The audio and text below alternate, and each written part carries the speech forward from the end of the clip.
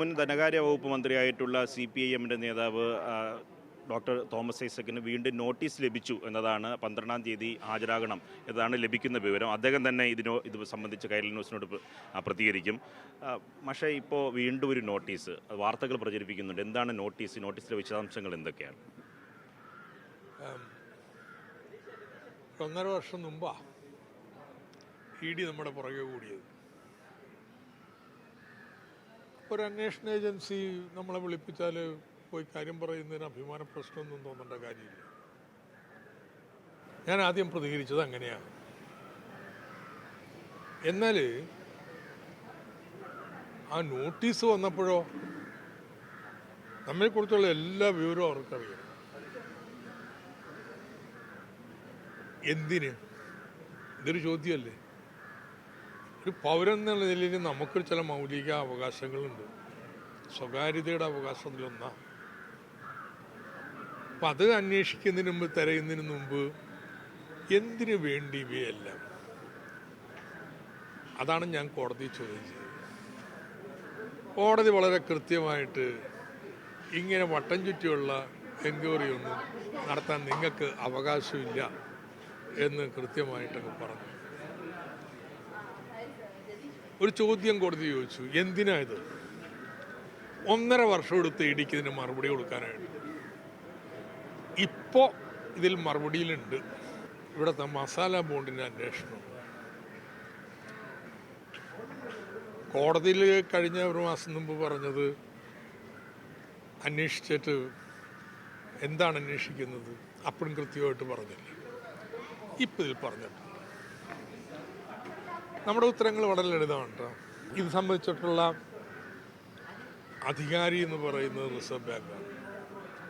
അപ്പോൾ reserve bank കോടതി തെളിവ് പറഞ്ഞിട്ടുണ്ട്, സാക്ഷി പറഞ്ഞിട്ടുണ്ട്. എങ്കിലും അവർക്ക് ചില വിവരങ്ങൾ അറിയണമെന്നാണ് പറയണേ. ആയിക്കോട്ടെ. പക്ഷെ 2 കാര്യമുണ്ട്. ഒന്ന്, നമ്മുടെ സൗകര്യം കണക്കിലെടുക്കണം. ഇപ്പോൾ 21-ാം തീയതി വരെ മൈഗ്രേഷൻ കോൺക്ലേവിൻ്റെ തിരക്കിലാണ്. 1,00,000 പേര് ഓൺലൈനായിട്ട് ജോയിൻ ചെയ്യുന്ന ഒരു മഹാസമ്മേളനമാണ്. അതുവരെയും വലിയ തിരക്കാം. രണ്ടാമത്തത്, വക്കീലന്മാരോട്ട് ആലോചിക്കണം. കാരണം 1.5 വർഷമായിട്ട് നിയമപോരാട്ടം നടക്കുകയാണ്. 1.5 വർഷം വേണ്ടി വന്നു മസാല ബോണ്ടിനെ കുറിച്ച് അന്വേഷിക്കാൻ പോണത് എന്ന് പറയാൻ. എപ്പോൾ ഏതായാലും വരികൾക്കിടയിൽ, കുത്തിനും കോമയ്ക്കിടയിൽ വേറെ എന്തെങ്കിലും ഉണ്ടോ എന്ന് അവരൊന്ന് പരിശോധിച്ചോട്ടെ. അതിൻ്റെ അടിസ്ഥാനത്തിൽ മറുപടി കൊടുക്കും.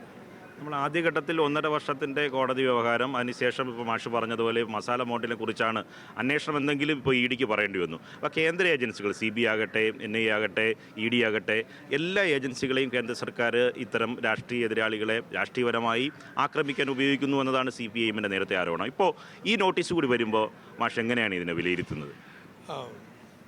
ഒരു സംശയം വേണ്ട. ഇന്നത്തെ പത്രം എടുക്കും. ബംഗാള്, മഹാരാഷ്ട്ര, അവിടെ പവാറിനെതിരെ, കെജ്രിവാളിനെതിരെ, ഏറ്റവും പ്രാമാണിക പ്രതിപക്ഷ നേതാക്കന്മാർക്കെതിരായിട്ട് EDയുടെ കടന്നുകയറ്റം. ഇന്ത്യ മുഴുവനും ഇത്തരത്തിൽ പ്രതിപക്ഷത്തെ ഒതുക്കാൻ വേണ്ടിയിട്ട് EDയൊക്കെ ഉപയോഗിച്ചുകൊണ്ടിരിക്കുക. ഇതിന് ബോധമില്ലാത്തത് കേരളത്തിലെ കോൺഗ്രസ്സുകാർക്ക് മാത്രം. ഒരു ഘട്ടത്തിൽ അവർ EDയെ സ്വാഗതം ചെയ്യുക പോലും. അപ്പോൾ ഏതായാലും ഇത് വളരെ വ്യക്തമാണ്.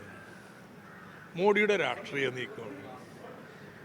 പ്രത്യക്ഷത്തിൽ നോക്കുമ്പോൾ ഭയങ്കര ആത്മവിശ്വാസമാണ്. ഞാൻ എന്താ തൂത്തു വരാൻ പോകണമെന്നുള്ള മട്ടിൽ നടപ്പ്. ഉള്ളിൻ്റെ ഉള്ളിൽ ഭയമുണ്ടെന്ന്, അല്ലെങ്കിൽ ഇങ്ങനെ കയറി വരകേണ്ട കാര്യമുണ്ടോ? തമാശ എന്താണെന്ന് ചോദിച്ചാൽ, പ്രതിപക്ഷത്തുള്ള ആളെപ്പോൾ കൂറുമാറാൻ തയ്യാറായോ അപ്പം അന്വേഷണം തീരുകയാണ്. ഒരൊറ്റ BJPക്കാരനെതിരായിട്ട് അന്വേഷണമില്ല. അപ്പോൾ ഇത് രാഷ്ട്രീയമായിട്ടുള്ള നീക്കമാണ്. കേരളത്തിലും ഈ നോട്ടീസ് ഒരു സംശയം വേണ്ട EDയുടെ രാഷ്ട്രീയ നീക്കമാണ്. കിഫ്ബി സംബന്ധിച്ചാണല്ലോ കേസ്. ഏതൊക്കെ ഏജൻസി അന്വേഷിച്ച്? C&G, ഇൻകം ടാക്സുകാർ, ഓഫ് ഓൾ പീപ്പിൾ, അവരൊന്നും അന്വേഷിച്ചു. ഇപ്പോൾ ED വരിക. കേരളത്തിൻ്റെ വികസനത്തിൽ വിസ്മയകരമായ പുരോഗതി സൃഷ്ടിച്ചിട്ടുള്ള ഒരു സ്ഥാപനത്തെ തകർക്കാൻ വേണ്ടിയിട്ട് കേന്ദ്രം കച്ച കെട്ടി ഇറങ്ങിയിരിക്കുക. പക്ഷേ ഈ നോട്ടീസിൽ 12-ാം തീയതി ഹാജരാകുന്നതിനാണോ പറഞ്ഞിട്ടുള്ളത്, നോട്ടീസിൽ നിർദ്ദേശിച്ചിട്ടുള്ളത്? അതെ, 12-ാം തീയതി ഹാജരാകാനാണ് നിർദ്ദേശിച്ചിട്ടുള്ളത്. ഞാൻ പറഞ്ഞില്ലേ, മൈഗ്രേഷൻ കോൺക്ലേവിൻ്റെ തിരക്കുകൾ വലിയ തിരക്കുകളാണ്. 21-ാം തീയതി വരെയുണ്ട്. നിയമ വിദഗ്ധരോടുകൂടി ആലോചിക്കണം, അതിനുശേഷം മറുപടി കൊടുക്കും. ഈ നോട്ടീസിലെ വിശദാംശങ്ങൾ നിയമവിദഗ്ധരുമായിട്ട് ആലോചിച്ചിട്ടായിരിക്കും തീരുമാനമെടുക്കുക? അതെ അതെ അതെ. എന്താ ഇപ്പോൾ ഈ മസാല ബോണ്ടെല്ലാം കേസ് വേളയിലും ചർച്ച ചെയ്യപ്പെട്ട കാര്യം. അപ്പോൾ എന്താണ് ഇതിൽ പുതുമയായിട്ടുള്ള വല്ലതും ഉണ്ടോ തുടങ്ങിയിട്ടുള്ളത് നിയമജ്ഞന്മാർ തന്നെ പരിശോധിക്കണം. അതിൻ്റെ അടിസ്ഥാനത്തിൽ അവരോടുകൂടി ആലോചിച്ചുകൊണ്ടായിരിക്കും മറുപടി കൊടുക്കാം. ഒരു അന്വേഷണ ഏജൻസി എന്ന നിലയ്ക്ക് ഹാജരാകുന്നതിലോ അവിടെ പോയി വിശദീകരണം നൽകുന്നതിന് വ്യക്തിപരമായ എതിർപ്പില്ല? വ്യക്തിപരമായ യാതൊരു എതിർപ്പുമില്ല. അത് ഞാൻ തുടക്കത്തിൽ തന്നെ വ്യക്തമാക്കിയിട്ടില്ല. പക്ഷെ നമ്മുടെ സ്വകാര്യതയിലേക്ക് കിടന്നൊരു കാരണവും പറയാതെ ഞങ്ങൾക്ക് എന്തും ചെയ്യാനുള്ള അവകാശം ഉണ്ടെന്നുള്ളൊരു നാട്യത്തിലുള്ള നടപ്പുണ്ടല്ലോ, അതൊന്നും അംഗീകരിച്ചു കൊടുക്കത്തില്ല. അത് മാത്രമേ ഉള്ളൂ. അപ്പോൾ ഇതിപ്പോൾ ഇത്രയും നിയമ പോരാട്ടം നടത്തിയതിന് ശേഷം വന്നിരിക്കുന്ന ഒരു സമൻസാണ്. അപ്പോൾ അത് സംബന്ധിച്ച് നിയമജ്ഞന്മാരോടക്കം പരിശോധിച്ചിട്ട് മറുപടി കൊടുക്കും. തീർച്ചയായും, താങ്ക് യു. ഇ ഡിയുടെ പുതിയ നോട്ടീസ് ലഭിച്ചു. ഈ മാസം 12-ന് ഹാജരാകണം എന്നാണ് നോട്ടീസിൽ പറയുന്നത്. പക്ഷേ നിയമവിദഗ്ധരുമായി ഇത് സംബന്ധിച്ച് കാര്യങ്ങൾ കൂടിയാലോചിക്കേണ്ടതുണ്ട്. അതിനുശേഷം ഹാജരാകുന്ന കാര്യം തീരുമാനിക്കും എന്നതാണ്. ഇത് അന്വേഷണം എന്ന് പറയുന്നത് കേന്ദ്ര ഏജൻസി നേരത്തെ തന്നെ പലതരത്തിലുള്ള ആരോപണങ്ങൾ ഉന്നയിച്ചിരുന്നു. ഇപ്പോഴാണ് ശരിയായി ഈ മസാല ബോണ്ടിനെ സംബന്ധിച്ച വിശദീകരണം നൽകാനാണ് എന്ന ഇ ഡി നോട്ടീസിൽ പറയുന്നത് എന്നും തോമസ് ഐസക് വ്യക്തമാക്കുന്നു.